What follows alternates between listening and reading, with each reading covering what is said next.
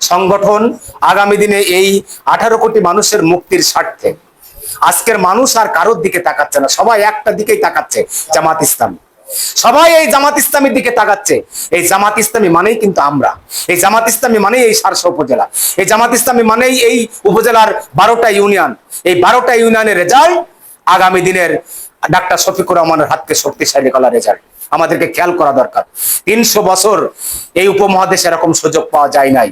ইসলামী আন্দোলনের কর্মীরা যে সুযোগ পেয়েছে, এই সুযোগকে কাজে লাগিয়ে সংগঠন সম্প্রসারণ করার মাধ্যমে, সৎ, যোগ্য এবং দেশপ্রেমিক লোক তৈরি করার মাধ্যমে আমাদেরকে একটা কাঙ্ক্ষিত, একটা টেকসই মানের একটা ইসলামী সমাজ নির্মাণ করার মাধ্যমেই আমাদেরকে সেই জায়গাটায় পৌঁছাতে হবে। সেক্ষেত্রে আমাদেরও যেমন কোটা পূরণ নয়, শুধু কোটা পূরণ করার জন্য রোকন তৈরি করা নয়, কর্মী তৈরি করা নয়, সহযোগী বৃদ্ধি করা নয়, টেকসই কাঙ্ক্ষিত মানের লোক তৈরি করার মাধ্যমেই একটা মানবিক সমাজ আমরা উপহার দিতে পারবো। এর বাইরে কিন্তু আমরা